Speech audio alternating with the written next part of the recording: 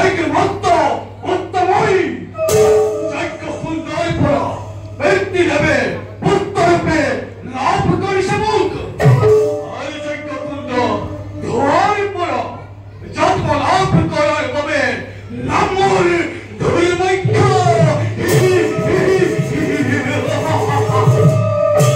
অত্যাচার উৎপীড়ন জীবনের মূল মহা মন্ত্র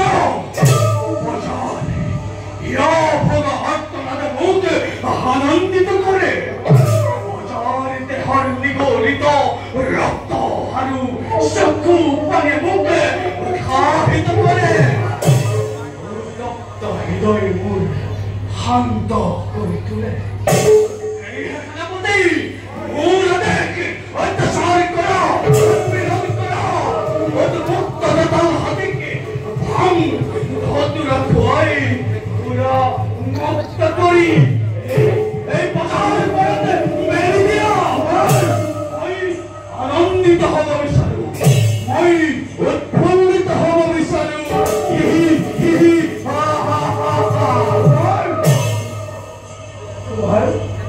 তোমার দেখে রাজ সাহেব পুরি আখরে আখরে পালন করিছো কুমার।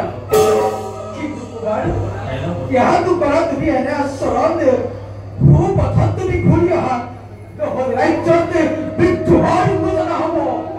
ষড়যন্ত্ৰৰ মেৰু লগাতনি কুমাৰ মৃত্যু ষড়যন্ত্ৰ কুমাৰ ষড়যন্ত্ৰ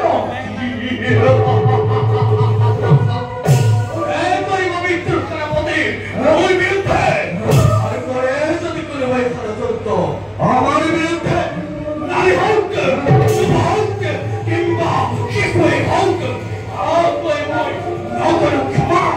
কঠোৰ হাতেৰে যাক মই অৰিন্দম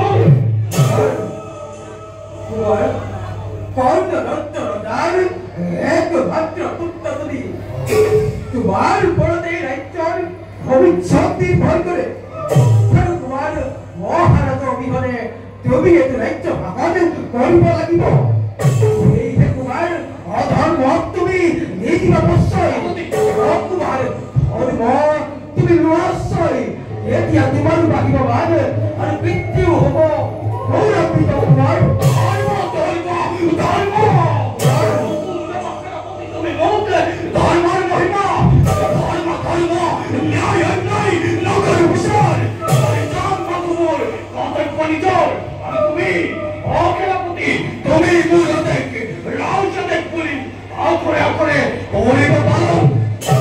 ভাবিছো কুমাৰ তোমাৰ এনে আচৰণ জগতত আন বকুক্ষাতি নাই। তোমাৰ ভৱিষ্যতে ভয়ংকৰ পৰিণাম কুমাৰ পৰিণাম পৰিণাম কুমাৰ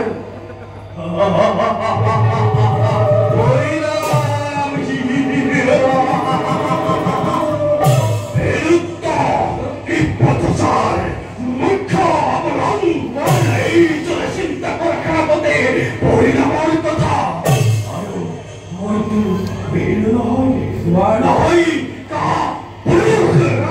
মই উন্মাদ মই আতংক অসেনাপতি মই দুৰ্ভাগ্য সৃষ্টিৰ আতংক।